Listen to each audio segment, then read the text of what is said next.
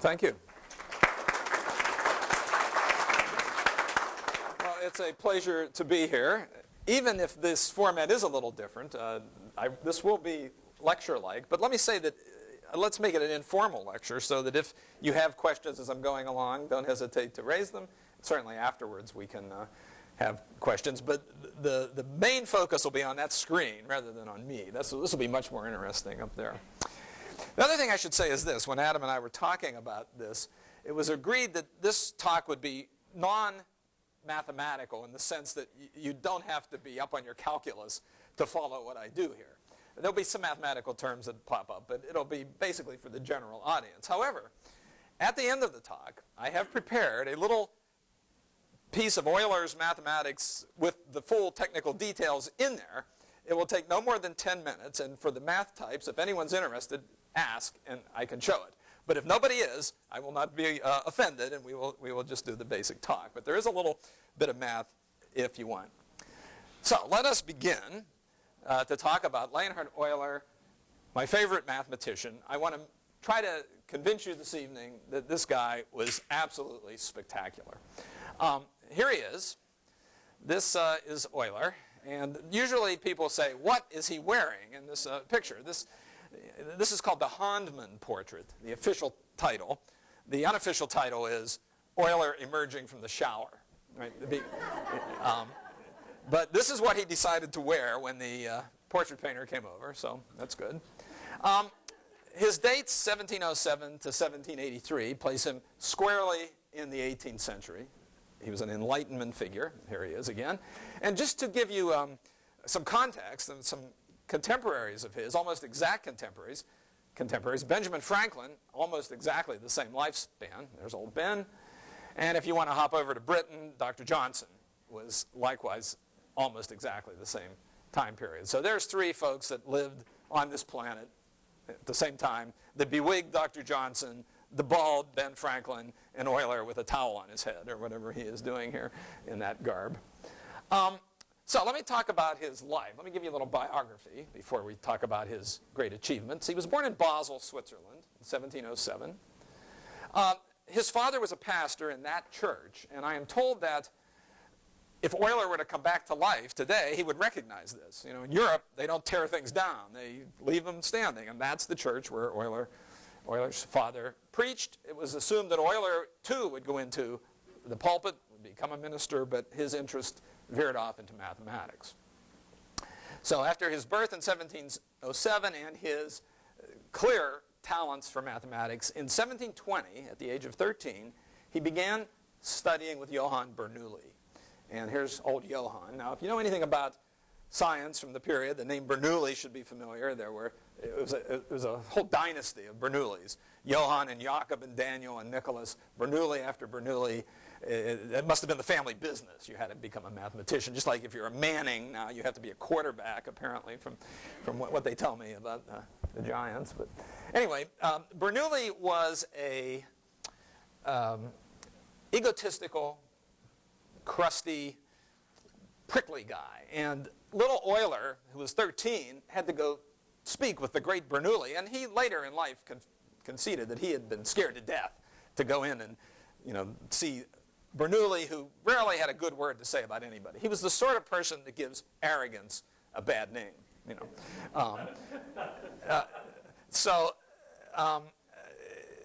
It begins with this relationship, the great master Bernoulli and the pupil Euler. 10 years later, they're colleagues. 10 years later, it's Bernoulli who is in awe of Euler. The scene changes, and Bernoulli at one point writes to Euler and said something like, I, Bernoulli, treat mathematics in its childhood. You, Euler, have brought it to a man's estate. So it grew up with Euler, according to Bernoulli, and he did not give compliments readily. In 1722, Euler graduates from the University of Basel. He was born in 1707. If you get out your calculator, you'll see he was 15 at the time he graduated. And he sought employment at the university. He wanted a physics position. He tried for it and lost out to somebody named Benedict Stahelen, who then became completely obscure, as far as I can tell. And Basel chose not to hire the greatest mathematician for 100 years on either side. It was the worst hiring choice ever, I think. This leaves young Euler at a loss what to do, and so he heads off to the St. Petersburg Academy in Russia. Now, you all know in this time, the great courts of Europe were surrounded by academies, these phalanxes of scholars and musicians and scientists that were meant to enhance the reputation of the court, of the monarch, of the nation. And there was the Royal Society in England, and there was the Paris Academy and the Berlin Academy. Russia wanted one of these, and so they set up the St. Petersburg Academy. It was quite new, and Euler went there. He stayed there until 1741, when he was lured to the Berlin Academy under Frederick the Great. And this was like, he was a free agent. He was such a superstar that Frederick wanted him, offered him a great deal. Euler goes to Berlin, stays there until 1766, when he heads back to St. Petersburg, and remains there until his death in 1783. Here is his tomb. He's buried in St. Petersburg. In fact, as the saying goes, originally Euler was buried in St. Petersburg, then he was buried in Leningrad, and now he's buried in St. Petersburg. So, all right, so that's his life, that's his bio, and you might say, well, whoop-de-doo, what's all the fuss about? So we have to flesh this out a little bit. Let me give you a few facts. First of all, just on the personal side, he was married and had 13 children, he and Katerina. Now, the sad thing is, given the time and the infant mortality that was so common, only 5 of the children made it to adolescence, so it must have been a very sad time for the Eulers. But nevertheless, not all of the great mathematicians were married. Newton and Leibniz, the two folks that created calculus, neither married, neither had any progeny to pass on the calculus gene.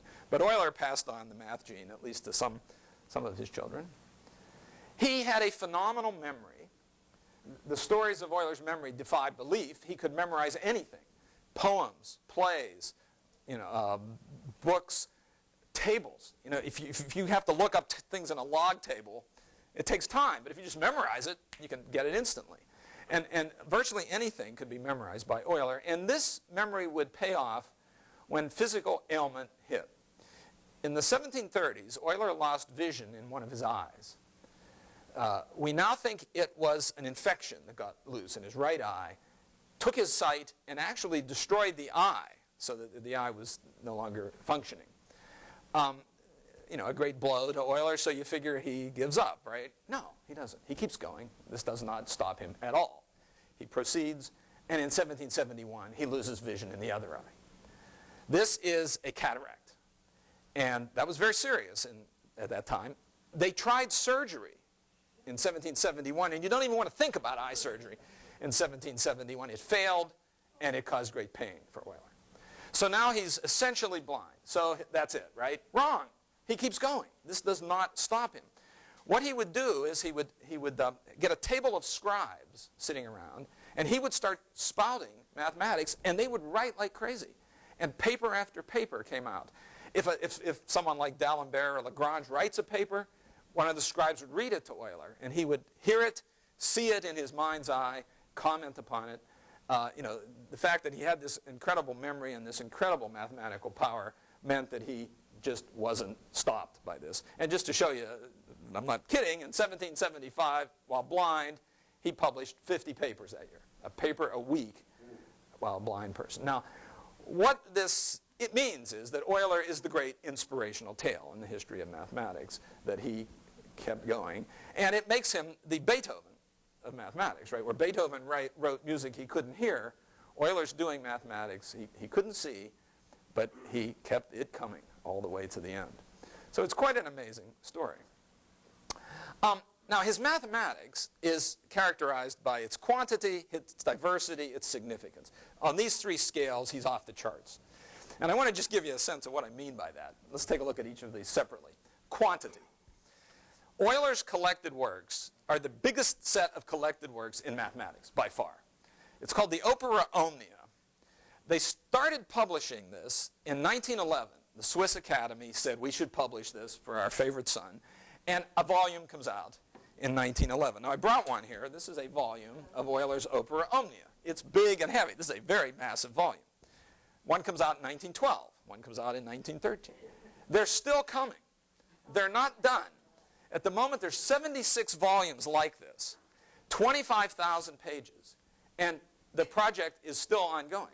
The grandchildren of the original editors are old, and the things are still coming. He's kept the Swiss Academy busy for a century. In 2 years, it'll be a century. Nobody has any idea when this is going to be finished. It'll be deep into the 21st century. And this is the work of one person. You know, I can't imagine reading all this in a lifetime, and he created it all. So, you know, it's just amazing. I'll put this on the table afterwards if anyone wants to take a look at one of the volumes, and then imagine the 75 cousins of this stacked up to the ceiling, and that's what you've got at the moment. In 1910, someone named Gustav Ennerstrom cataloged all of Euler's works, all of his publications. There were 866 books and papers that Euler wrote in his lifetime, and the catalog is 388 pages long, just to describe them all. And one last thing about the quantity. He still was publishing after he died. There were backlogs, stuff in the journal. They found stuff in the desk. 10 years later, Euler's still publishing. 20 years later, Euler's still publishing. In fact, he got 228 papers as a dead man. Nobody's ever done that before in mathematics. He's published more papers dead than any other mathematician, I guarantee it. So, you know, the quantity of this guy's work is unbelievable, right? All right, now, how about its diversity? You know, nowadays in math and science, you specialize in some little nook or cranny.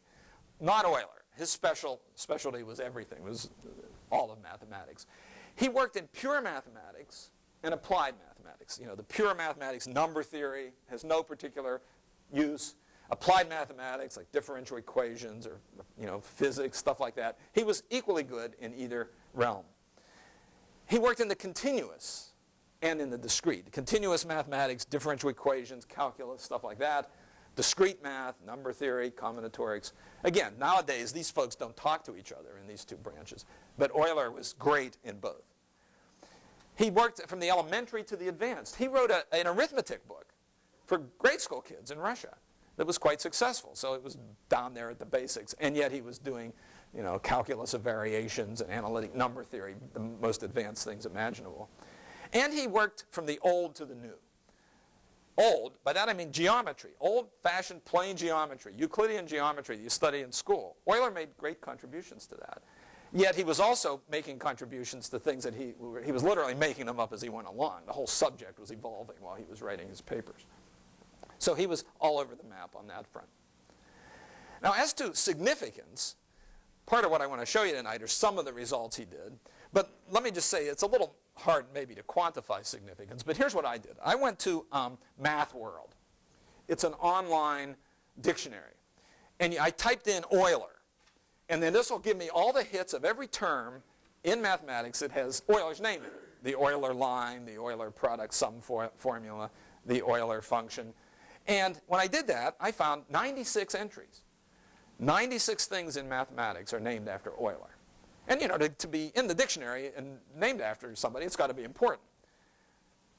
Now, just as a way of contrast, Gauss, whom you may have heard of, has a mere 70. Now, Cauchy, a piker at 33. And some people fare even less well. You know, so, you know, Euler has the record of the most terms named after him, I think. He also wrote great textbooks. He wrote his Introductio in Analysin Infinitorum in 1748. It's the book in which he enshrines functions as the thing you study in mathematics. And if you remember from your school training, you study functions. That's where that came from. This is usually regarded as the greatest textbook of modern times. He wrote a differential calculus text that then became the template for all differential calculus texts. Integral calculus. He writes an algebra book in 1770 while his vision was essentially gone. He writes a mechanics book, and this is often cited as the first successful attempt to blend Newton's theory with the notation of calculus, you know, so that acceleration is a second derivative and velocity is a first, and if you can do the calculus, you can do the mechanics. Very important work there. He wrote an optics book in 1796, and his most successful publication was something called Letters to a German Princess, which is a collection of essays about popular science that he just wrote, you know, why is it colder on top of a mountain than at the bottom, and why is the sky blue, and that sort of thing. This was done very nicely. It's still in print, And not every great researcher can come down to a level to write a popular science book, but Euler did that great, and that was his bestseller. So, you put it all together, and it's quite amazing. Gauss said, the study of Euler's works will remain the best school for the various fields of mathematics, and nothing will replace it. And in many ways, that remains true. And Laplace supposedly told his students, if you want to learn math, read Euler. Read Euler. He is the master of us all. With this little introduction, you can see that Euler should have won the Nobel Prize in mathematics, except for two things. One, Nobel lived 100 years after Euler, and two, for strange reasons, Nobel decided there shouldn't be a prize in mathematics, so no one has ever won it. But if Euler had lived a little later, and if Nobel had funded it, we would have Euler as a Nobel laureate, I'm sure. Okay, so that's kind of an overview. Now let me just run through some of the things Euler did, somewhat more specific. One of them, now this one you probably have to have had calculus in your life, but the number E is Euler's. That's his creation. Now, if you don't know math, you say, don't I mean the letter E, but I mean the number E. And here's where it appears. This is Euler's writing in 1748. And if you look there just above the E, Ponamus Altem, what he's saying there is, let us place, for the sake of brevity, the letter E to be the number 2.7182818284459, etc. He said he loved calculating long decimals. So he's going to call that number E, which therefore denotes the base of the natural or hyperbolic logarithm, he says below that.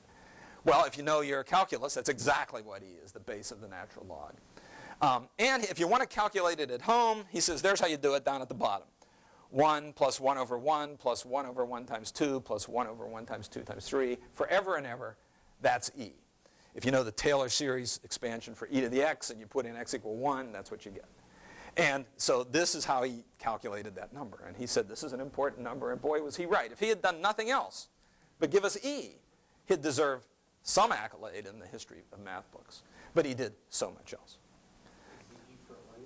No, actually, that's a good question. A lot of people say he named it after himself. He was actually a humble guy.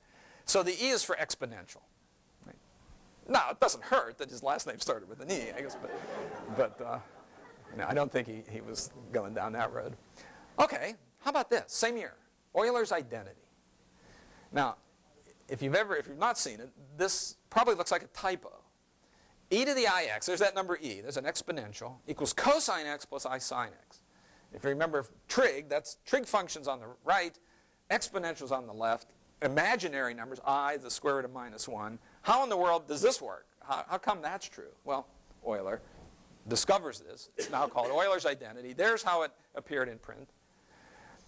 When he did it, notice he has e to the plus v times the square root of minus 1, that he had not yet cooked up I as a notation. And then he writes cos period v plus the square root of minus 1 times sin period v.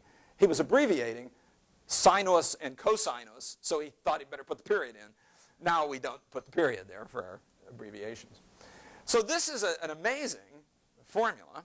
And if you've ever had a math class, what the math professor will say at this point is, if you let x equal pi in that expression, you get e to the I pi equals cosine pi plus I sine pi. Just put a pi in there. And then from your trig, cosine pi is negative 1, sine pi is 0.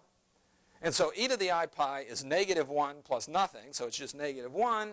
And if you bring the negative 1 over to the other side, you get this result. E to the I pi plus 1 equals 0. Now, you may have seen this somewhere or other. Mathematicians will now say the following. That's an incredibly amazing equation because it connects the 5 most important numbers in the world. In the world of mathematics, if you were going to have a party and invite the 5 biggest, most important numbers, who would you invite? You'd invite 0, which is the additive identity. You add 0 to something, nothing changes. That's important. You'd invite 1. Multiply by 1, nothing changes. You invite E if you want to do calculus. You invite pi if you want to do geometry. You invite I if you want complex numbers. That's the dream team of numbers, those 5.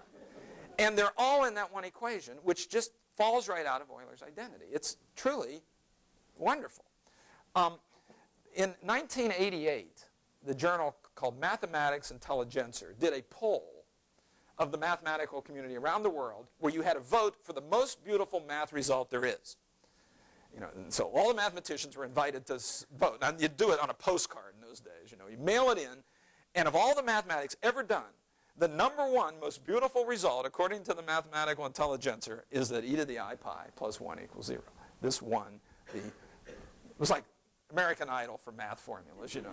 It was the greatest. 1988. Yeah, you can go online and see. So this is the #1 greatest formula ever, according to mathematicians back then. It's so great that someone wrote a poem about it, which I shall now inflict upon you. So e to the I pi plus 1 equals 0 made the mathematician Euler a hero. From the real to complex, with our brains in great flex, he led us with zest, but no fear. Oh. So there you go. So, you know, poetry makes it into the lecture. All right, so that was pretty great. All right, what else?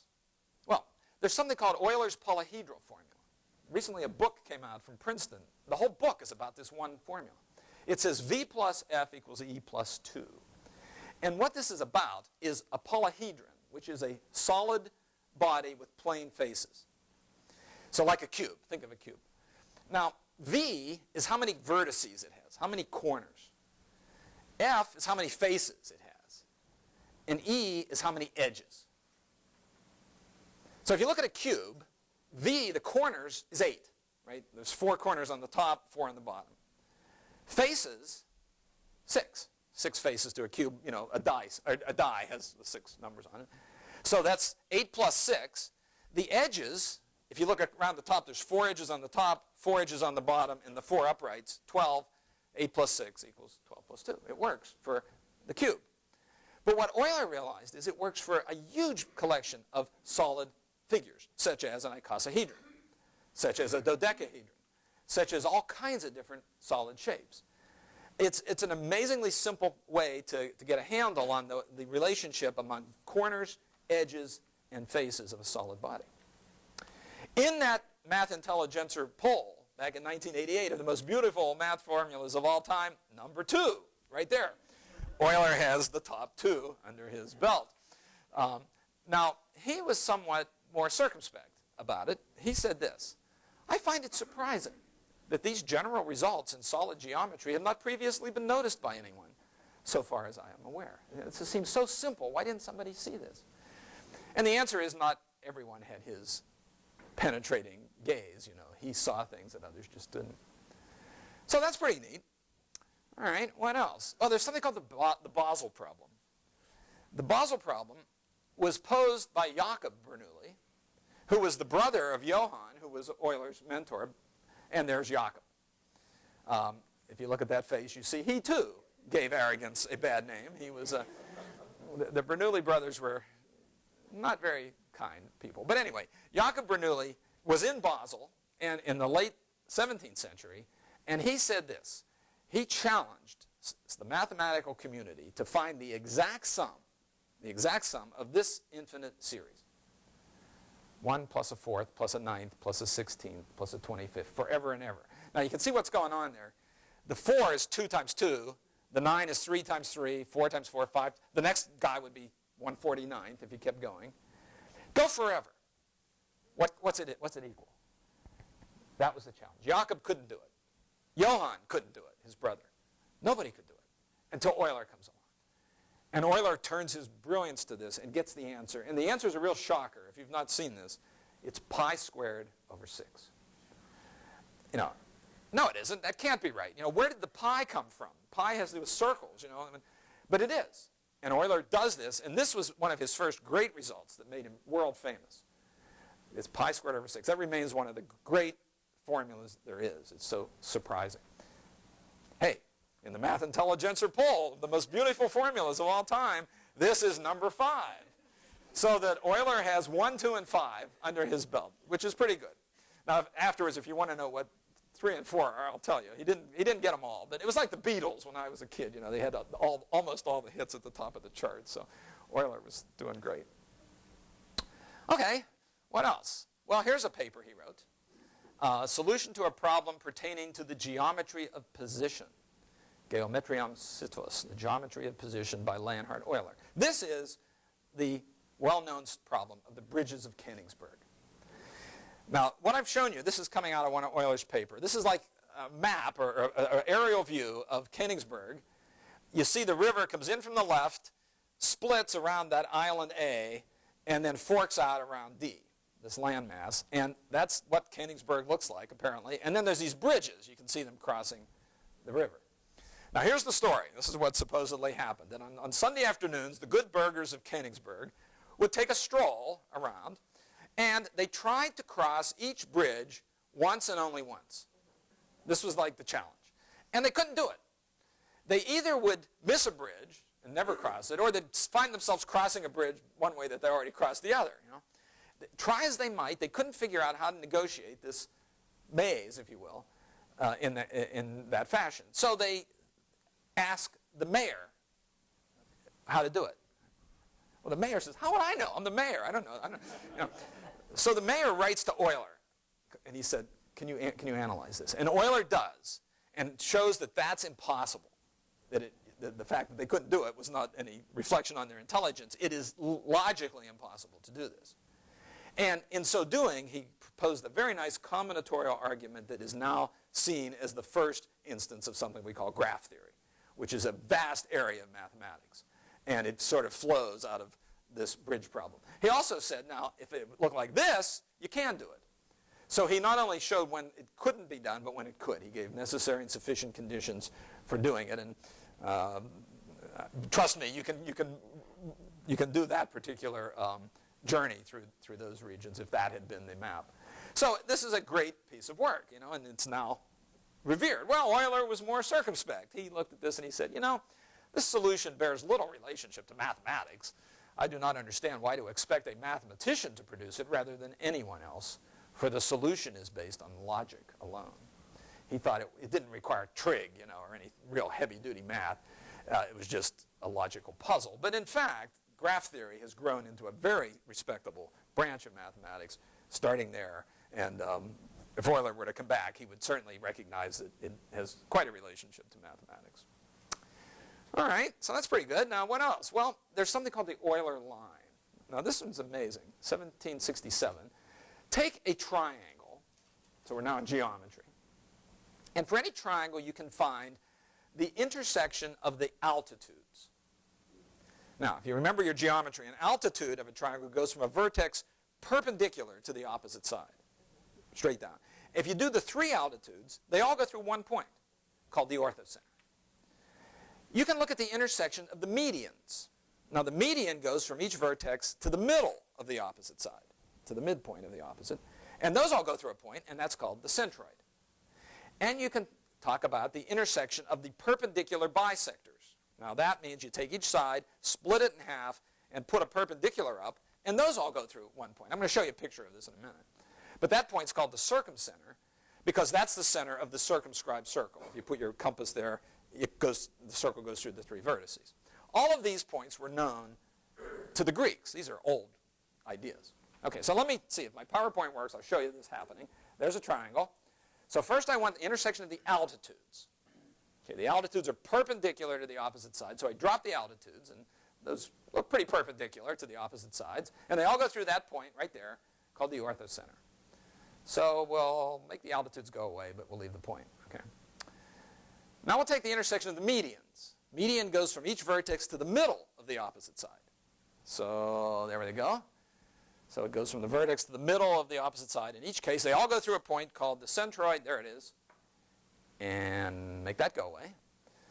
And then we have the intersection of the perpendicular bisectors. So for this one, each side will be bisected, and we erect the perpendicular upward from it. And they all go through a point called the circumcenter right there. And let that go away. Nobody had ever noticed what Euler noticed, that these line up perfectly on something that is now called the Euler line. And he proves that. And that has to happen for any triangle.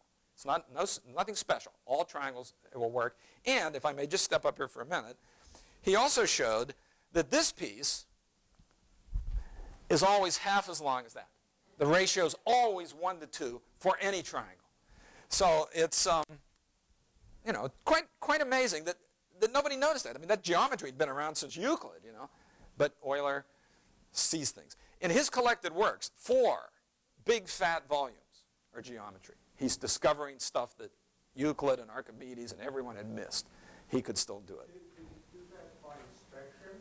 I mean, did the insight come from inspection? Well, possibly the original insight, yes. But then he had to prove it, you know, logically. And, but, you know, you think if it was just inspection, you know, you construct them and you look at it, you say, wow, why didn't anybody else see this?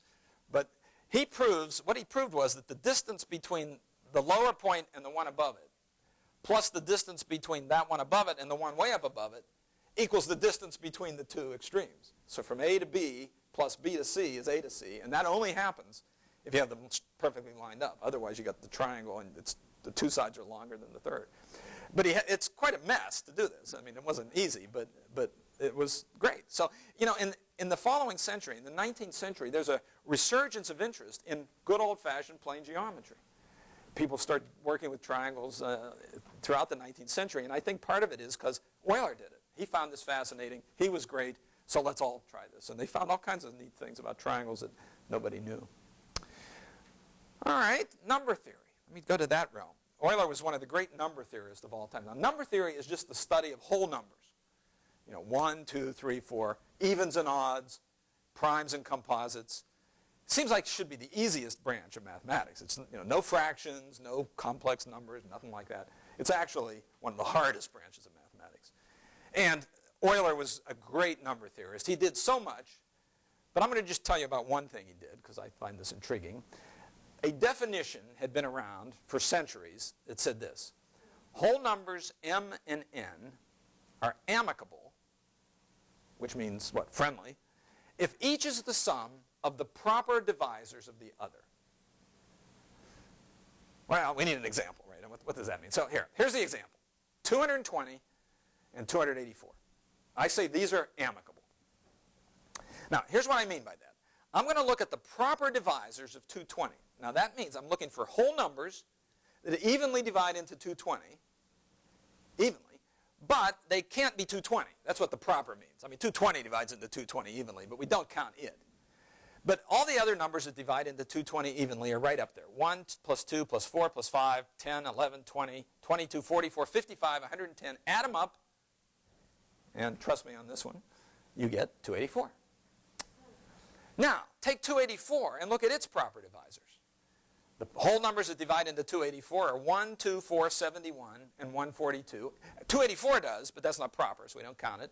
Add those up, and you get 220. Each of these numbers is the sum of the proper divisors of the other.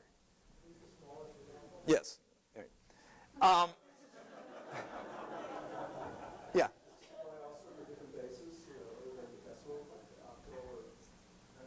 Well, the sum of the numbers would be the same sum. It wouldn't look the same, but it would be the same sum regardless of base. That wouldn't affect the total. Now, this is completely useless, right? There's no reason anybody needs to know this. It doesn't help your refrigerator work better or anything. But if you're a number theorist, you're intrigued. Right? You say, wow, this is kind of neat, this weird reciprocity between these two numbers. I know somebody, this is the truth. He used to live over on West End Avenue, I guess that way, whichever way it is, across the park. He got married. He gave his new bride a keychain with the number 220 on it, and he has one with the number 284 on it to symbolize their eternal amicability, this friendship between them. Honest to goodness. That's the truth. A little nerdy, right? But it's kind of sweet. Right? It's kind of sweet. Okay, so this concept predates Euler. Now let me give you the little history of amicable numbers. Brief history. That pair was known to the Greeks. Way back in ancient times, they knew 220 and 284. How they knew it, nobody knows. They might have just stumbled upon it. Now, if you know the way the Greeks thought of whole numbers, the Pythagorean tradition, that whole numbers were sort of these metaphysical things, you know, they govern the way the universe worked. A pair of numbers like this would have been really important to the Greeks. And they said, let's find another pair. This is the smallest. Let's find another. And they couldn't. They looked and looked. They couldn't find any more. So that was it. Nobody could find any more until the 9th century, when the Islamic mathematician Tabit ibn Qurra found a rule that cranked out 2 more. two more amicable numbers. You know, by the 9th century, the center of mathematical work had moved to the Islamic world, Baghdad in particular. You know, if you came down from Mars at that time and you said, take me to the best mathematicians, you'd go to Baghdad. Tobit found a rule that gave two more amicable pairs. So at this point, there were three known. However, the story is that apparently Tobit's discovery didn't make it back to Europe. You know, things weren't always transferred. So the folks back in Renaissance Europe didn't know that two more had been discovered. They thought there was just this one pair. So they were out looking for them. And in 1636, the great French mathematician Fermat found that pair. 17,296 and 18,416. If you take all the proper divisors of 17,296 and add them up, you get 18,416 and vice versa. Exercise for the reader. You know, you can try that at home. But that was great. So that was a new pair, Fermat thought. Well, guess what? That's one of the ones Tobit had discovered. So Fermat was rediscovering it. But he didn't know that he had been scooped on this.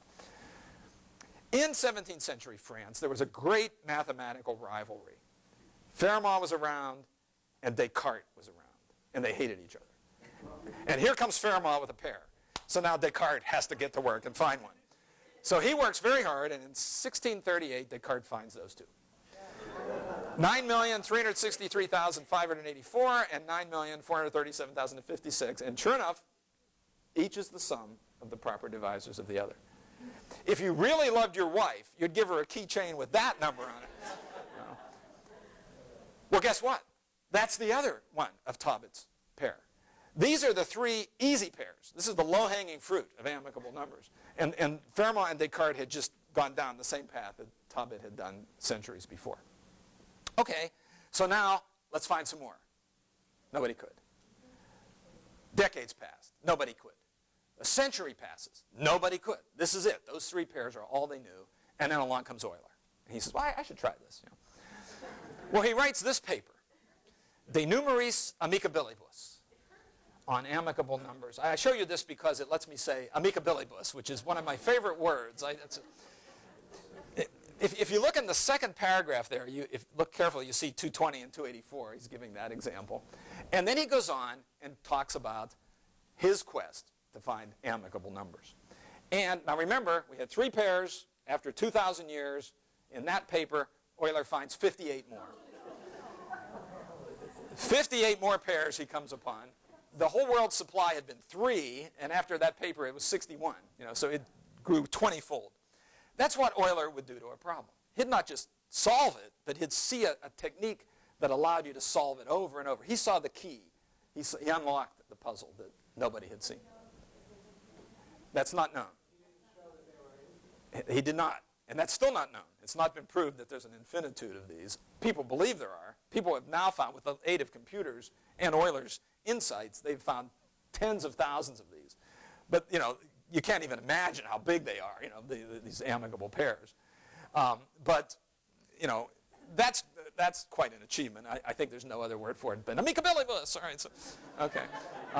So he gave a recipe, yeah. So he said, you know, you try this. If this works, then you do that, then you do that, then you do that. Here they are. And then you try another seed. There was a seed and then an output. And, you know, in a huge number of cases, well, 58 cases, the seed yielded the kind of output he wanted. Is there meaningfulness to the fact that there are numbers like that? Meaning, no. It's just curious. I mean, no one has ever applied this to anything, you know. With themselves, yeah. A perfect number is the sum of its own proper divisors. 6. You think of the number 6. What goes evenly into 6? 1, 2, 3, and 6. But you don't count 6. 1 plus 2 plus 3 is 6. And that number is called perfect. The Greeks like that too. And Euler did a lot with perfect numbers also. Yeah? Do you know if there are things known about larger cycles of real numbers, so like 3 numbers? People have looked into that. I don't know much about that. Yeah, you know, the sum of the divisors of A is B and B is C, and it goes around. That would be fascinating. I'm sure someone has looked at it. I do not know. And I don't know that Euler did either. Did he fail at anything? Yeah. Hang on. Yeah. Is he have a white whale? Yeah, I'll show you. I'll show it to you. It's coming. Yeah, that's a good question. We don't want to leave her thinking he was divine or anything. He also did a whole lot of applied math. In fact, more than half of his opera omnia is mechanics, optics, naval science. He wrote a huge book on music and mathematics. They usually say that the book is too mathematical for musicians and too musical for mathematicians. Nobody understands it, but it's 700 pages long or something. All kinds of physics and stuff. And this is something from one of his papers where he's invented a pump of some sort. And so, I'm not talking about his applications, but they were as vast as his pure math. While we have pictures up there, you ever seen those? You ever see pictures like that? Little circles, logical connections. You might know that as a Venn diagram, right? Yeah. Wrong. Venn lived in the 19th century. This is from Euler's work. Euler was drawing the little circles and connecting the logic 100 years before Venn. So go. It's not a Venn diagram. It's an Euler diagram. It should be called that. Except, let's face it, if we call it an Euler diagram, Venn is going to be obscure, right? His great claim to fame is this diagram. We don't want to take it away from him. Euler doesn't need the pub, but Venn does. So, he did that. And then let me show you a couple of curiosities, things that I just find amazing. They're not important, but just see if you don't agree. That these are pretty incredible. Somebody challenged Euler with this problem. Find 4 whole numbers, the sum of any 2 of which is a perfect square. So I give you 4 numbers. No matter which 2 you add up, you get a perfect square. Like 25 is 5 squared, and 49. They have to be different. Yes, you're right. Okay, different whole numbers. Yes, you see what 2, 2, 2, 2. Any 2 of them add up to 4. That's not fair, right? So they have to be different. Okay. Now, if I were to try this, I'd start with a number 1, and then I say I got to add something to that to make a perfect square. How about 3? So 1 and 3 is 4. Then I want to add something to 3 to be a perfect square, so I'd say 6. 6 and 3 is 9. But you've now messed up the 6 and 1, because the 7 isn't a perfect square, so, whoops, it doesn't work. If you try this, it's not easy, even to do 3. And Euler has to do 4. That was the challenge. Okay, so Euler puts his mind to it. He thinks about it a while. He says, how about these 4? 18,530, 38,114, 45,986, 65,570. They work. Any 2 of those add up to be a perfect square. And you look at this and you say, what planet did this guy come from? But then he tells you what he did. He explains it. And you say, oh, yeah, I see. I'd have thought of that. No, you would not have thought of that. But it's not magic. There is a theory behind it, and he had the ability to see how to go about something like that. But it does seem superhuman, sort of. And all of this, of course, is in the days before computers. Any calculation he has to do by himself. Now, he could do it in his head. He was very good with that memory of multiplying 3, 4, 5, 6-digit numbers in his head, so that helped. But let me show you another curiosity. Euler liked this function. P of x equals x squared minus x plus 41. That's a quadratic function, a second-degree function. You might remember the notation from school. Okay, now, so what? Well, suppose you put 1 into that. So if you let x be 1, you can see you'll get 1 squared minus 1 plus 41, which is just 41. Put 2 into that, 4 minus 2, you get 43. Put in 3, you get 47. Put in 4, you get 53. Put in 5, you get 61. Put in 6, you get 71. Look at those outputs. 41, 43, 47, 53. Notice anything? They're all primes. A prime is a number that can only be divided by 1 in itself, like 7. Whereas 15 has an intermediate size divisor. 3 goes into 15, so that's not prime. These are all prime. So you keep going. P of 6, prime. 7, prime. 8, prime. All the way down to P of 40, which is 1,601, which is a prime. The first 40 outputs of this are all prime. It's like hitting primes for the first 40 entries. Now, it falls apart in the next one. Because if you put in 41, P of 41 is 41 squared minus 41 plus 41. The minus plus 41 cancels, and you're just left with the 41 times 41. And so that's called a composite. But it had quite a run, and it keeps having a run. If you go to the next 40 numbers, from P of 41 to P80, there's 33 primes. So that means in the first 80, you got, what, 73 primes. And if you go to the first 1,000, up to p of 1,000, 58% are prime. Now, why that's amazing is, among p of 1,000 is about 1 million. And among the first million numbers, only 7% are primes. And yet this weird polynomial is hitting primes 58% of the time. So it has no use, but it's just weird that Euler could see this prime-generating polynomial. That's just considered a curiosity. Everyone just scratches their head. How did he, settle upon that one? Yeah. Did any of his children have this gift? Yes, sort of. Ask that question in a minute, okay? But yeah, I have a story on that. P of x equals x squared minus x plus 41. And it hits primes way more than it should, That's the magic of that. Yeah. So the frequency with which it hits primes continue to decrease? Probably. I don't know beyond that, but probably. The primes decrease, they become more scarce, so it would be harder and harder and harder to keep hitting at a high rate. But even that, if only 7% of the numbers are prime in that pot, and he's hitting 58% of his prime, it's kind of... I think so. I think people have looked at other ones, but they're not that simple. That's the nice thing is that's just so simple. Do we know anything about the rate of decline of the Oh boy, we know about the rate of decline of primes, but about that particular prime generator, I don't know. I'll bet somebody has looked at that. You got to get PhDs somehow, so people will look at all kinds of things. Now let me show you one more curiosity, yet another one. This one's pretty amazing. Back in high school, you might remember factoring polynomials, right? You give a polynomial, you try to break it into pieces.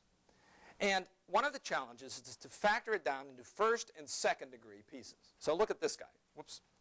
X to the fourth minus 1. That's a fourth degree polynomial. I can break that into x squared plus 1, x squared minus 1. And if you remember from high school, the FOIL method, you put it back together and you get x to the fourth minus 1. And then that x squared minus 1 can be further subdivided into x plus 1, x minus 1. So there's a case where I took a fourth degree and broke it into a second and 2 first degrees. Okay, so that's a decomposition down to sort of elements, if you will. So the question was, can you always do this? If you give me a fourth degree, can I always break it down into first and second degree pieces? And nobody was sure in the 18th century. The answer was open. So, it was maybe yes, maybe no. And Nicholas Bernoulli, who was Johann Bernoulli's son and Jakob Bernoulli's nephew, and was probably arrogant too, I don't know, he said, this is false. You can't always do this. I'm going to show you a fourth degree polynomial you cannot factor down. And he sends to Euler this example. He's very proud of it. That, he says, cannot be factored. It's irreducible. You can't break that into second degree pieces. X to the fourth minus 4x cubed plus 2x squared plus 4x plus 4. That's as far as it goes, says Bernoulli. Well, Bernoulli couldn't factor it, but that doesn't mean it can't be factored. Euler factored it into 2 second degree pieces. And here they are. There's the first, and there's the second. Now, you look at that and you say, that can't be right. Are you telling me if I multiply those two on the bottom, I get that guy on the top? I mean, what happens to all the square roots? It's not just square roots. There's square roots inside of square roots. It looks daffy. This can't work. So I, of course, one day tried this. I multiplied those two back together. I had an afternoon. I had nothing better to do. And it works. It comes back out to be what Euler said it was. X to the fourth minus 4x cubed plus 2x squared plus 4x plus 4. Somehow, all those square roots disappear. So one of the two things about this, namely that it can't be right, it is right. The other thing is, how on earth do you do something like this? How did he come up with something that Nicholas Bernoulli and nobody else would have had a clue how to do? And he does it, and he tells you how, and when you're all done reading, you say, oh, I'd have thought of that. He could do things that seem beyond human ability. Yeah. I'm confused because I thought that Ferrari or some Italian student of Cardano or something like that had gotten a general solution for the quartic. So then, If there's a real solution, he got it. But what if there's complex solutions? Then he wouldn't have been able to find that. got it. So these are both of these quadratics are Gonna. That's right. That's right. Yeah. So, but all of that stuff came a little bit later. What's really going on here is the fundamental theorem of algebra, right? Except for real polynomials. In the 18th century, they were just talking about real polynomials, in which case the best you could hope for is breaking them into second and first degree pieces. But it wasn't clear you could, and he did. He at least this wasn't a counterexample. Gauss finally proves the result that you can do it. Okay, so let's see. So now, back to the question. Did Euler ever get anything wrong? Let me show you that, yes, he was human. He did. Let me show you something he got wrong. He proved that the sum of two cubes can't be a cube. And the sum of two fourth powers can't be a fourth power. Now, if you remember what, in the 90s, there was all this hoopla about Fermat's last theorem. Fermat said the sum of two powers can't be one of the same kind if the exponent is 3 or 4 or 5 or 6 or anything higher. And Euler showed that Fermat was right about cubes. Two cubes can add up to be a cube. So if I wanted to, I could say this. For whole numbers, x, y, and z, x cubed plus y cubed can never be z cubed. And Euler showed that. And he showed that x to the fourth plus y to the fourth can never be z to the fourth, can never be a fourth power. But that's as far as Euler could go. Fermat said it was going to be true no matter what the exponent is there, as long as it's above 2. Euler said, I think that's a hard problem to do it in general. And it took 200 years more. You know, when Euler says it's a hard problem, don't even think about trying to solve it. You know. All right, so anyway, that Euler did. But then Euler knew that the sum of 3 cubes can be a cube. Two cubes aren't enough, but 3 cubes can add up to a cube, and there's an example. I don't know if you know this, but if you take 3 cubed plus 4 cubed plus 5 cubed, you get 27, 3 cubed, 64, 125. You add them up, you get 216, and bingo, that's 6 cubed. So 3 cubes can be a cube, but not 2. So from this sort of elementary evidence, Euler puts forth a conjecture. And he says, I think it takes at least k kth powers to add up to be a kth power. So if you want to get cubes, you need at least 3 cubes.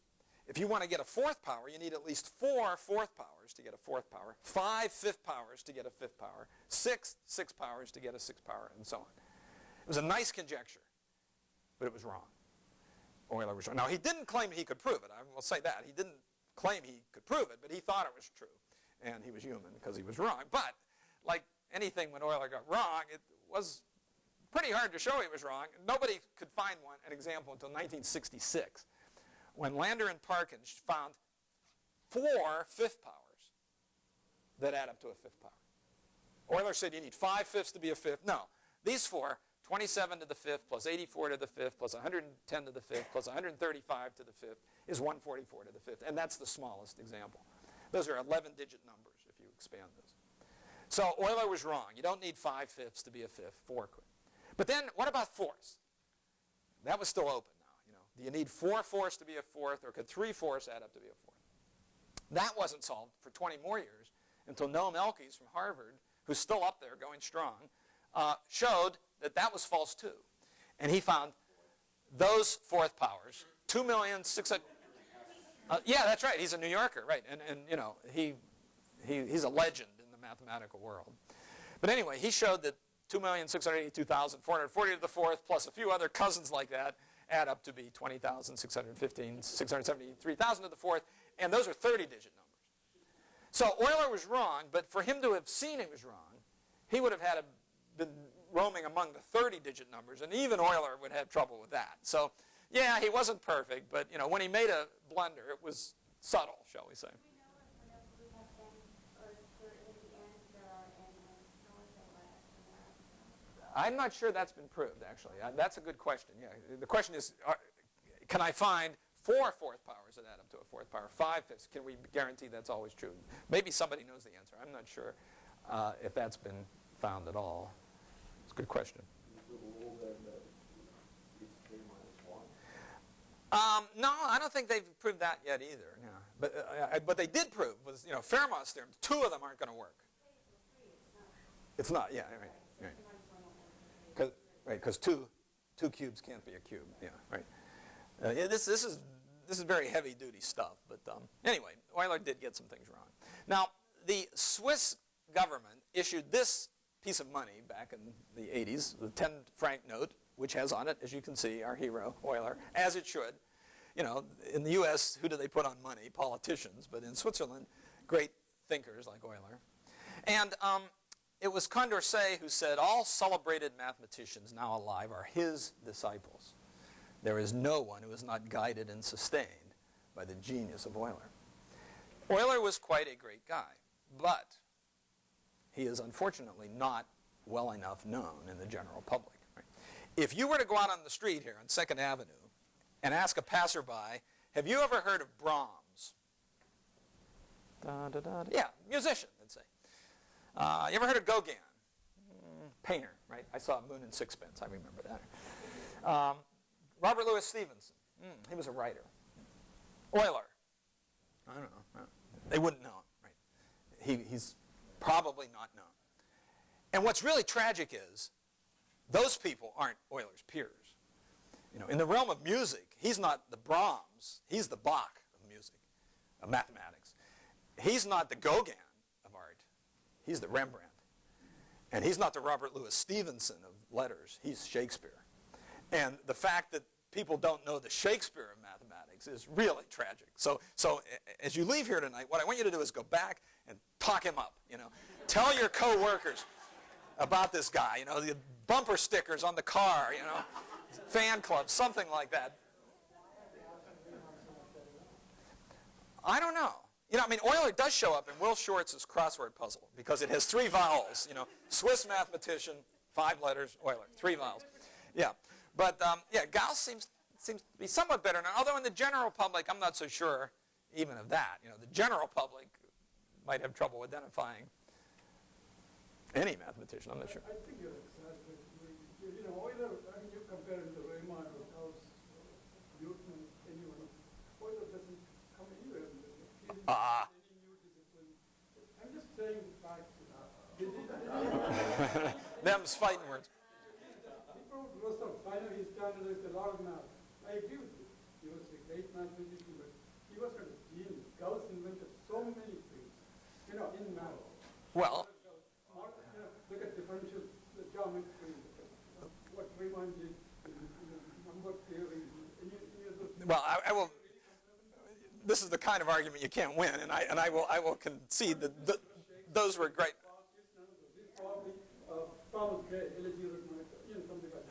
No. I will disagree with that. Euler invents analytic number theory. That's Euler. Graph theory. That's Euler. That's a whole branch that is now. Okay, but all right. Euler characteristic. Yeah, I mean, all of these things are quite great, and you know, Riemann certainly did amazing things. But how much of Riemann was built upon Euler's foundation? Quite a lot. And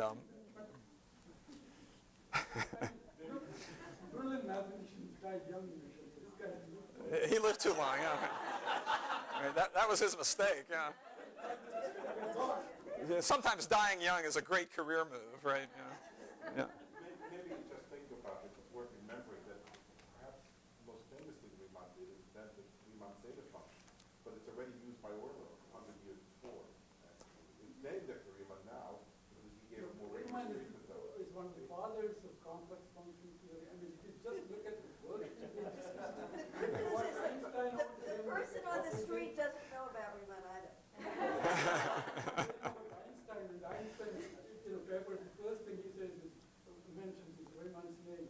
You know, I mean, They used to tell a joke about my thesis advisor that you have very tough letters of recommendation, and if he were writing a letter of recommendation for Riemann, it would say, Riemann is a very good mathematician, but not nearly so good as Gauss.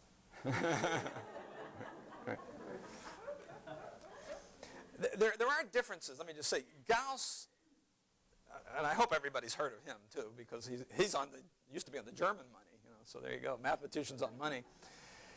Gauss's collected works are quite limited in volumes. You know, 9 volumes. That's it. He didn't write as much as Euler. Euler wrote so much, and they had different styles. Euler's style was to be very expository. He would start writing his math and say, now, here's what I'm trying to do. And he'd explain it. He'd say, oh, I tried this, and that didn't work. And then I tried this, and that didn't work. And then finally I tried this. And so you get, you know, 20 pages of sort of background. And it's very fascinating if you want to see how a great mind works. Gauss was the school that sort of prevails now in mathematics. You only put in the basic steps, and you skip a few every once in a while. You say, the reader can see, and then you jump 3 steps, and, you know, the reader can't see what's going on. So one of these is a very terse, style, and the other's very rich. And people criticized Gauss for that. They said, you don't show us what you're thinking. You don't show us how you did this. You're like the fox that walks through the sand and drags his tail behind him and erases his tracks. I don't know how you did this. And Gauss responded, yes, but the builders of the great cathedrals don't leave up the scaffolding. That's how they built those cathedrals, but you take it down and you leave the beautiful cathedral. And Gauss would only leave the great theorem behind. Yeah? I was just on the getting the wrong thing. Wasn't there I'm just trying to remember, isn't there something about orthogonal Latin squares where you thought something was true about 2 and 6, so maybe it was... That's exactly right, yeah. I don't remember what. You got it exactly right, yeah.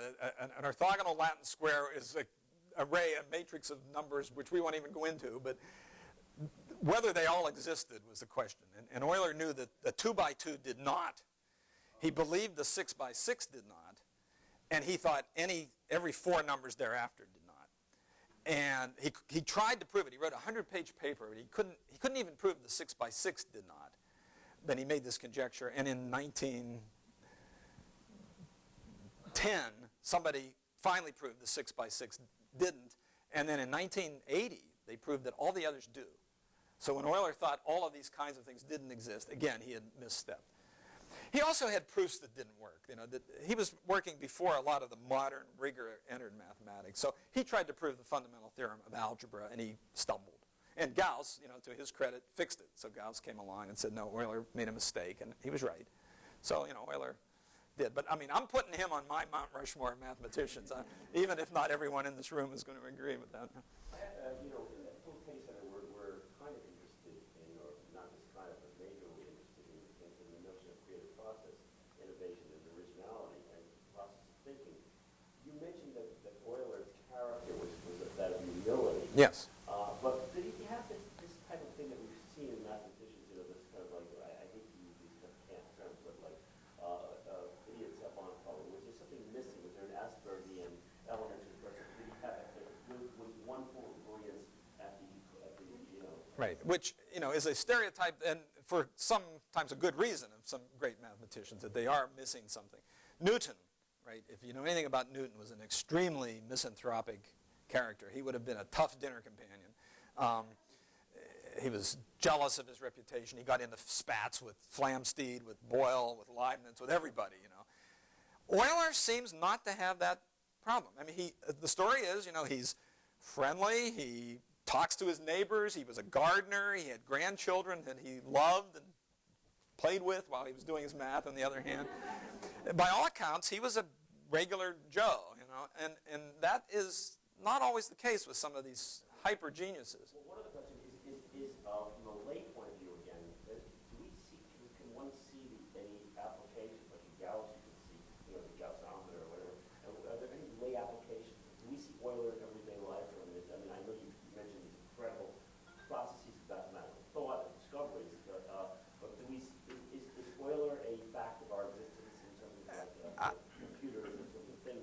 Well, I would cite that quotation. Everyone is his disciple. So anything that is using mathematics probably is using something that Euler touched. And that's just in the sense in which mathematics can inform other disciplines. But he explicitly gave us the mechanics in which calculus is playing a role. And, Standardized quite a lot of math, so that other people could use it. He standardized yeah, math so right. easily. Yeah, and functions are what analysis is about. Well, that's his idea. And he said, here's the functions you want. He standardized the sine and the cosine and the arctangent and these are the functions everyone's going to use. And after he does it, everybody uses them. They're in the toolkit. So, in a foundational way, he's everywhere. And if math, is around us everywhere, then so is Euler, I think. Yeah. Were there any mathematicians that he was influenced by? Oh, yes. Newton, Leibniz, the Bernoulli, his teacher, and Leibniz, he read Euclid, Archimedes, people like that. I was going to answer the question about his family. Did he have mathematical children like Bach had musical children? He had one. Remember, only 5 of the kids lived to adulthood, and one of them was Johann Albrecht Euler. And he does some mathematics. He's at St. Petersburg. He writes some papers. And he wins the Paris Prize. The Paris Academy would give this prize for the best solution to a challenge problem. Euler won it 12 times or something in his life. And it actually was quite lucrative. You could make a living winning this prize. But a problem would be issued, and all the mathematicians in the world would send in their solutions, and whoever was deemed best would win the money. And Leonhard Euler wins it a whole lot. But Johann Albrecht won one. But he won it when his dad was still around. And after his dad died, he didn't win anymore. And some people think maybe Dad helped him with his homework on that one. But Johann Albrecht was also one of the people that sat around the table with his father and wrote down this stuff. So he was certainly mathematical. Beyond that, I don't know of the family maintaining that kind of tradition in the way the Bernoullis did, generation after generation. But I'm just not sure. Yeah. You mentioned the second most popular formula, that links the values of the index. Yes. There is, and I'm trying to recall from memory, there is a proof that demonstrates that there can only be five. Yes. Was that what it is? No, that's Euclid. Yeah, the regular solids is what this is about. A regular solid is a solid body, each of whose faces is a regular polygon, which means has all equal angles and all equal sides. So think of a cube. The cube is a solid body, but its faces are perfect squares. And so that's the Greeks, were enamored of this sort of structure and symmetry. It was Euclid in book 13 of the Elements who proves there's only 5 of these regular solids: the tetrahedron, the cube, the octahedron, the dodecahedron, and the icosahedron. And that's it. It can't be any more. That is actually number 4 on the Math Intelligencer's most beautiful theorems, that there's only 5 regular solids. So Euler has 1 with his e to the I pi plus 1 equals 0, 2 with the v plus f equals e plus 2, 5 with the Basel problem. That's 4, and I guess I should tell you what 3 is. Number 3 on the list was that there's infinitely many primes. The proof that there's infinitely many primes from Euclid's Elements also. So the top 5 are Euler, Euler, Euclid, Euclid, Euler. So if your name has 2 syllables and starts with EU, you got an advantage there. Now they should probably do this again. That's 20 years old or so. There should be another survey, and you could do it online, and who knows what would win this time. But probably Euler would be on the list somewhere. Yeah. You said he was a regular guy, but how many hours a day did he work? How many hours did he sleep? Yeah, right. You figure he can't have slept, but I don't know. Apparently he got his 8 hours. I don't know, but I think he probably worked. Most of the time he was awake, he was probably working, That's right. And you didn't teach like we teach, I mean, he would have students that might come in and talk to him. But now, one thing, at these academies, you're at the mercy of the monarch. So, if Catherine the Great suddenly wants him to make a map of Siberia, because he's their mathematician, he has to go make a map of Siberia. So sometimes he was deflected from what he might do. He tried to design the fountains at Sanssouci for Frederick the Great, if you've been there. That was Euler's attempt. And, he had what did he do? He invented a fire engine or something, because one of these kings wanted a fire engine to put out fires. So, you weren't always free to do what you want. And someone asked this question: tell me something about Euler, that even an expert didn't know. And it turns out he smoked like a chimney. The guy was always smoking a pipe, so he was not very healthy to go into Euler's study because he was puffing away.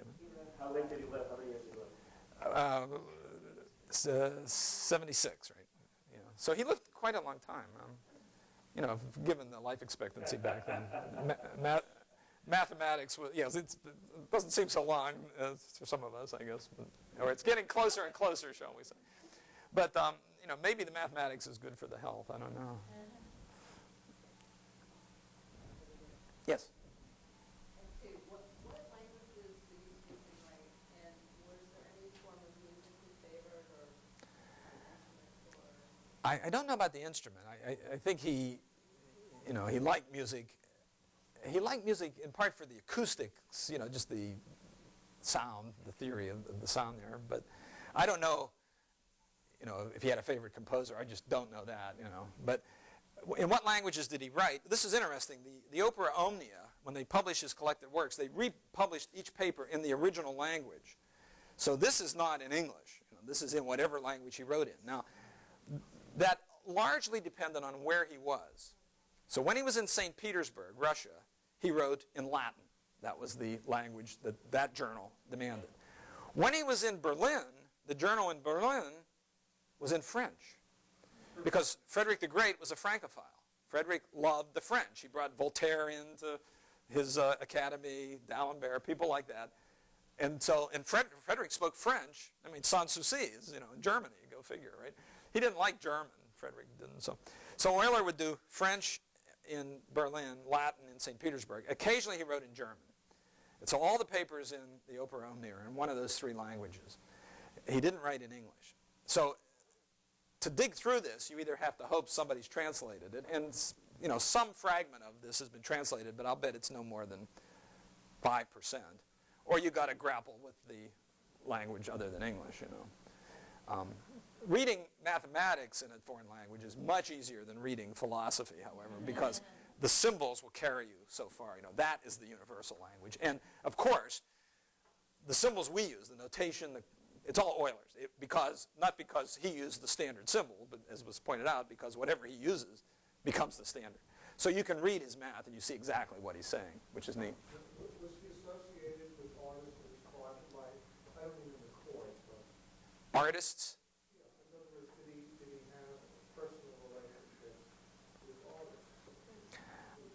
I think his wife's family was artistic. That's why he met her in St. Petersburg, and her father had been there as an artist. But as far as personal links, I know more about his links with mathematicians than I do with artists. And now, you could argue mathematicians are artists in a certain sense, but the sort of artists that we're talking about, I just don't know. I don't know that was a critical link in his life. There's been a story about when he's arguing with a French mathematician in St. Petersburg, in front of the Queen or someone. You mean Diderot. Diderot, Not yeah. a mathematician. Right. Diderot, Right. philosopher. Okay, yes. Anyway, they're debating the existence of God. Right. And so then Euler battles off a formula, and he says, now counter, he believes that God exists. He Right. battles off his formula, and he asks Diderot to counter, and he can't. And so then he's so ashamed that he has to leave Russia. Right. That's the story. Right. Yeah. And that is widely told, but is not true. Unfortunately, yeah. Yeah. That almost certainly didn't happen. Although it does reflect one thing: Euler was very devout. At a time in the Enlightenment when religiosity was fading in some circles, Voltaire, Frederick the Great, people like that were not religious. Euler was traditionally religious. There'd be Bible reading around the table each night. His Calvinist background was strong all the way to the end. One reason he left Berlin and went back to St. Petersburg was that he felt uncomfortable in this sort of less devout realm that Frederick had created there. And Frederick thought of him as a kind of bumpkin. Philosophically, Euler wasn't up to Voltaire's level, Frederick realized his mathematical prowess, but he couldn't speak philosophy in the way that Frederick wanted. So Euler felt unwanted and left, went back to Russia. Did he address himself to what we now call the unreasonable effectiveness of mathematics to describe the world? That's a good, I don't know, I've not seen anywhere where he does, but it's certainly a great philosophical question. Why on earth is mathematics applicable, so applicable to the world? It doesn't have to be.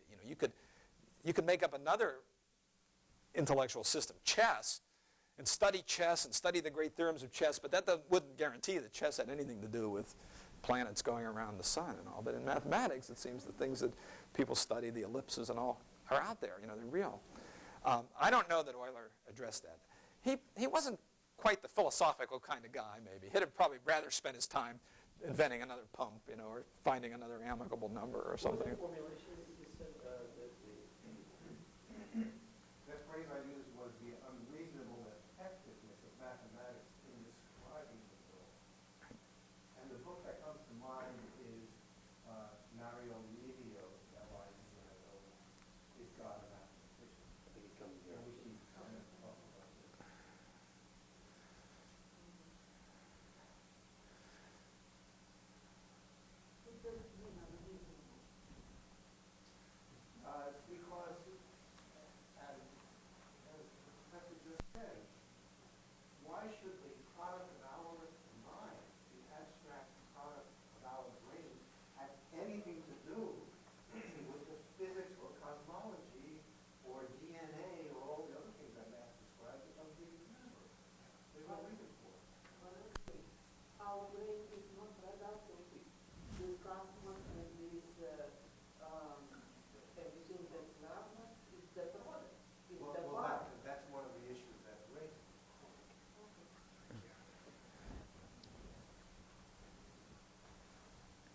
Yes?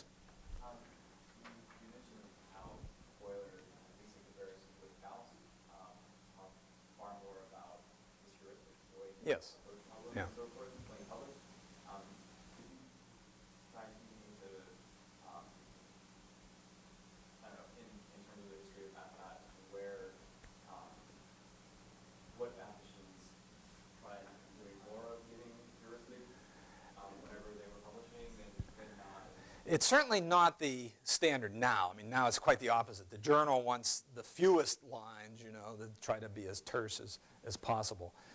Euler was probably the most extreme on the other side. One of the things that he got from being a member of the academies is he had unlimited publishing rights. He had no editor. Whatever he sent them, they'd publish. And so he could be expansive, and nobody was going to tell him to write less. And so he was free to just do that. And authors today, unless you're fabulously wealthy and own your own journal, don't get that right.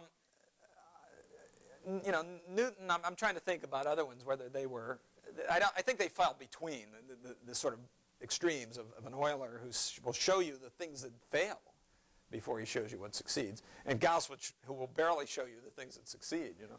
Yeah. Is there anything you could say about his style of proofs that he uses when he does give his proofs? Well, you know, he tries to explain it to you. His mission is to make sure you understand. So he'll say it again. I'll try this. He'll do example after example after example, and so you sort of catch on. So he's helping you along. He had certain tricks he would apply. You know, if you read enough of this, you see that when he has a product, a nasty-looking product, and he doesn't quite know what to do with it, he'll take logs and turn it into a sum. Sums are easier than products. When he has something that's really bad, he might flip it into an infinite series and then, you know, expand it or do something, fiddle with the infinite series. So there's certain technical tricks that he applies a lot. But along the way, he'll always give you a little paragraph. Here's what I'm going to do. And then he does it. Oh, no, let's try this and see what happens. So it's kind of helpful, you know, to journey along with Euler. All right, so here goes. I'm going to show you a piece of Euler's math. All right. So I'm going to call this an Eulerian nugget. And it's 1749. And he's looking at an integral. Okay, so integral calculus. So he's looking at that one. Integral dz over the square root of 1 plus z squared. Now, in a modern calculus course, you do this. There's various ways to do it. One is trig substitution, if you remember that. It works nicely. One is you look it up on the table on the inside cover of your book where it has the answer. I think Euler could do this one. He got this, log of z plus the square root of 1 plus z squared. Okay, and that's correct. There's no plus c there. This is an indefinite integral. You're usually used to a plus c. Euler never put the plus c. So he just stopped there. See? Okay. So then he says, what if we make the substitution z equals iy, where I is square root of minus 1? Okay, so this is what he's going to do. And he thinks, there's Euler in later life, and he thinks this might work, you know. So okay, so there we go. Back to the equation. There it is. There was the integral dz over the square root of 1 plus z squared as log of z plus the square root of 1 plus z squared. He let z equal iy. And then he says dz will be I dy. The constant comes out of the differential. Okay. Then he says, let's do the substitution. So now look at this. Where the dz is up on the top, I put I dy. Where the z squared is, I put iy squared. And on the left, on the right, it's log of iy plus the square root of 1 plus iy squared. Okay. But he does this. He says, what is iy squared? It's I square y square. But I squared is negative 1, because I is the square root of negative 1. And he pulls the I out of the integral there on the left. And I also flipped this around. I just turned these two guys around, so the square root comes first. So this is the steps he did. Now, at this point, you might challenge him. You say, wait a minute, Professor Euler. You pulled the I out of the differential. You pulled the I out of the integral. Can you do that? You know, he knew you could pull real numbers out of derivatives, real numbers out of integrals, but these aren't real. This isn't real. And he hadn't proved that imaginary numbers behave the same way.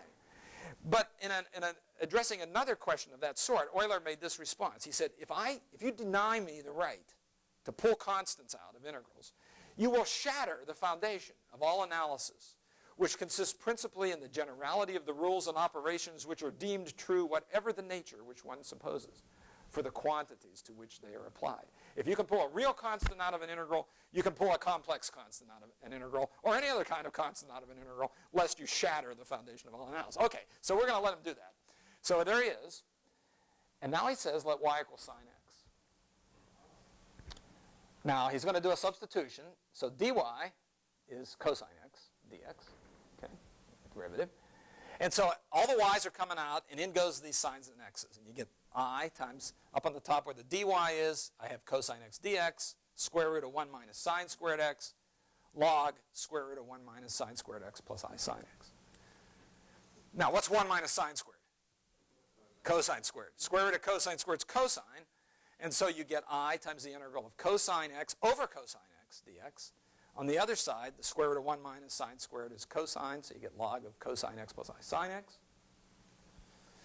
Let me recopy it up at the top. There it is. Cancel the cosine x's on the left, and you got I times the integral of dx is the log of cosine x plus I sine x. But you integrate dx, and you get x. So Ix is the log of cosine x plus I sine x, and you exponentiate both sides, and e to the ix is cosine x plus I sine x. And that's one of his proofs of the Euler identity via integral calculus. What a strange route. He gave at least 3 different proofs of this in the course of his career. One way you fill up 76 volumes is you prove everything 3 times, you know. And so he has various proofs. But I think that's just, well, he... No, I don't know on that one. So there's my QED, and I think I showed you that's the Euler identity again. Because he could manipulate symbols like that with such agility, he was called analysis incarnate. Analysis being the art of moving symbols around, and he was like the embodiment of analysis. I was only wishing it would be very fitting tonight, given our location, if he had been called psychoanalysis incarnate, but... That didn't happen. But hey, if you have one more minute, let me just show you one more thing real quickly. I hope that's okay. But there's the Euler identity now we have, right? E to the ix equals cosine x plus I sine x. And then Euler asks this question. What's the square root of minus 1 to the square root of minus 1 power? Or I to the I, as we would write. What is this? Now, this is a question that had not been answered before, because I think this is a question that had not been asked before. What a stupid question. You know, what could this possibly mean? A square root of minus 1 to the square root of minus 1 power. I can't even imagine what would lead you to ask it. You know. But Euler answers it. And let me show you what he gets. He lets x be pi over 2 in the Euler identity. So e to the ix equals cosine x plus I sine x. E to the I pi over 2 is cosine pi over 2 plus I sine pi over 2. Okay, you just substitute. Now cosine pi over 2 is 0. Sine of pi over 2 is 1. So e to the I pi over 2 is 0 plus 1 times I, which is just I. So I is the same as e to the I pi over 2. Euler discovered that, and that's pretty neat all by itself. But now he looks at I to the I. And for the I in the exponent, just leave it as an I. But for the I at the base, replace it with e to the I pi over 2 by the previous line. So I to the I is e to the I pi over 2 to the I. And now you know the rules of exponents. You multiply those exponents, and you get e to the I squared pi over 2.